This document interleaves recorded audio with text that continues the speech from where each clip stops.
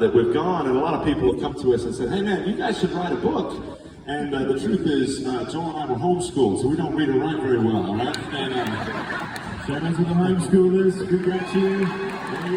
And so part of what we're here to talk about today is we thought, well, what if we were to make a movie instead? And Mother Teresa says, if you want to change the world, go home and love your family, and that's essentially what this movie is all about. It's exciting. It comes out on April the 26th. It's called Unsung Hero, and it's the story of it's basically the life story of your parents, and of course you're involved too. Yeah, we were very young at the time. You know, Lucy was 5, I was 7 when we moved. But yeah, it's a film that circles around mums or moms. How do you say it? Mothers. You sound like a herd of sheep. It circles around miracles and family, and we're really thrilled to be putting it in theaters on the 26th, like you mentioned. We've dubbed that day Family Day. You've got Mother's Day, you've got Father's Day. We need a good family day. We were talking yesterday. Tell me about, I think it's a great principle, because your dad, lost everything in Australia, but the plan of God for our lives is not always in a straight line. Sometimes God will close doors, you said sometimes God will slam doors. Maybe you can talk about that. Yeah, well, look, we stand before you today, and I know you're very similar with your own dad, as products of a family who, yes, have honored our mothers and honored our fathers, but more than that, have had great tragedy and great loss, have had doors just not kindly closed in our face, but slammed in our face. And that's what coming to the States really represented when we arrived. We had lost so much, and it was through that struggle. Hollywood Reporter did a great statement. They said, turning struggle into adventure.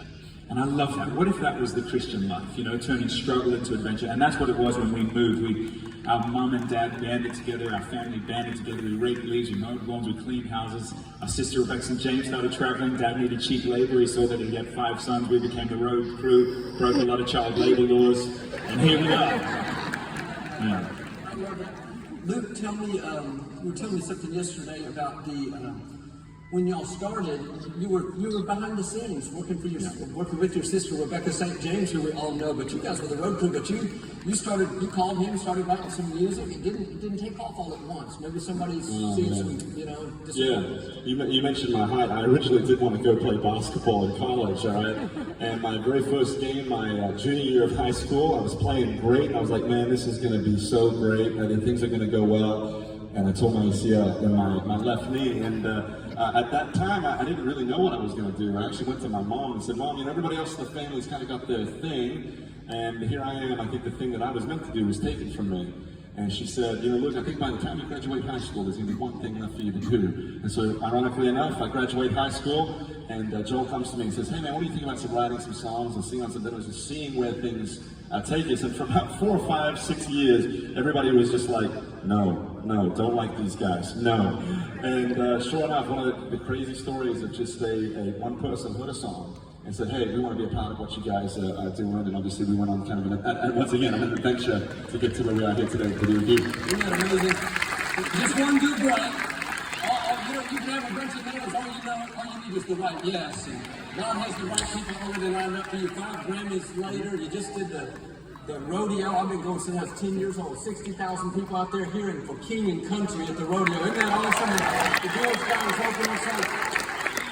I'll sing a couple more, but we're going to show you the movie trailer. So, guys, it's April 26th. It's an inspiring story, and I don't know. I just think that when you support things like that, when you go to the theater, it allows them to make more movies, and it opens the theaters it opens the movie to be in there for a longer time. So, take a friend. Victoria said the other day, let's go see something in the movie. I thought, there's nothing to see right now. But, April 26th, there's going to be something great that we can see. So, anything else I want to say up to movie? Oh, well, just say this, we're musicians, and so you might accurately ask, why are musicians making a movie? But we love telling stories, that's what we do. And we kind of feel like the closer you get to your own heart, the more other people can relate to it. So this is the definition of that for us. I play my dad in the film, be warned. I've dubbed it a very expensive therapy session.